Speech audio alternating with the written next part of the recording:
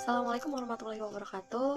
Kali ini saya akan eh, membahas tentang prinsip etis dalam bisnis serta etika dan lingkungan. Dalam mata kuliah Etika dan Hukum Bisnis yang diampu oleh Ibu dosen Endah Marinah Renantias, SEMM, dan perkenalkan saya Novena Ruaini. Di dalam prinsip etis dalam berbisnis serta etika dan lingkungan, yang pertama adalah prinsip otonomi. Prinsip otonomi sendiri adalah sikap dan kemampuan manusia untuk mengambil keputusan dan bertindak berdasarkan kesadarannya tentang apa yang dianggap baik untuk dilakukan, atau mengandung arti atau juga berarti bahwa perusahaan secara bebas memberikan wewenang sesuai dengan bidang yang dilakukan dan pelaksanaannya dengan visi misi yang dimilikinya. Yang kedua adalah prinsip kejujuran. Prinsip kejujuran dibagi menjadi dua, yaitu kejujuran relevan yang menawarkan barang dan jasa dengan mutu dan harga sebanding. Hal ini penting membangun dalam kepercayaan konsumen.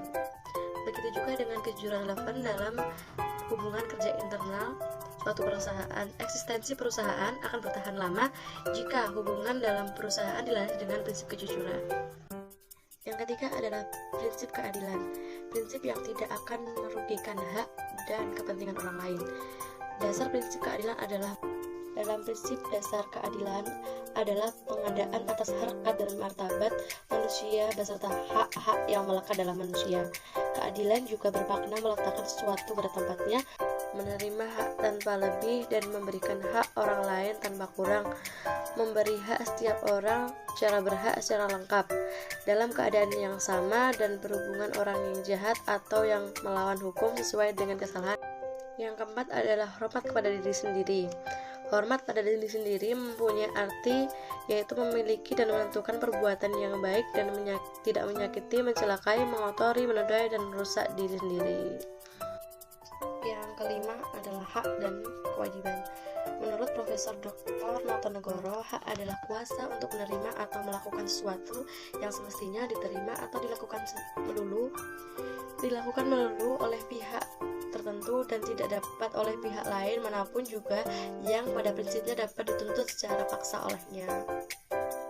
Kewajiban adalah suatu yang dilakukan dengan penuh tanggung jawab sebagaimana yang telah ditetapkan dalam UUD 1945 pada pasal 28 yang menentukan bahwa hak warga negara dan penduduk untuk berserikat dan berkumpul, mengeluarkan pendapat dengan lisan maupun tulisan dan sebagainya.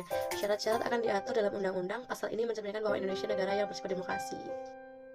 Yang keenam adalah teori etika lingkungan yang dibagi menjadi 10, yaitu yang pertama adalah ekosentrisme, yang kedua adalah antroposentrisme, yang ketiga adalah biosentrisme, yang keempat adalah geosentrisme, yang kelima adalah neo-utilitarisme, yang keenam adalah antispesiesme, yang ketujuh adalah prudential dan instrumen argumen, yang delapan adalah non-antroposentrisme, yang sembilan adalah the free and rational being, yang ke-10 adalah teori lingkungan yang berpusat pada lingkungan.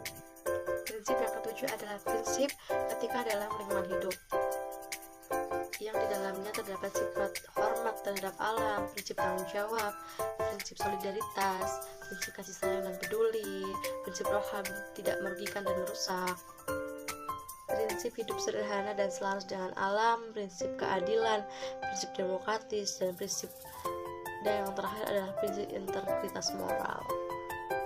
Sekian dari saya, banyak salah katanya mohon maaf. Assalamualaikum warahmatullahi wabarakatuh.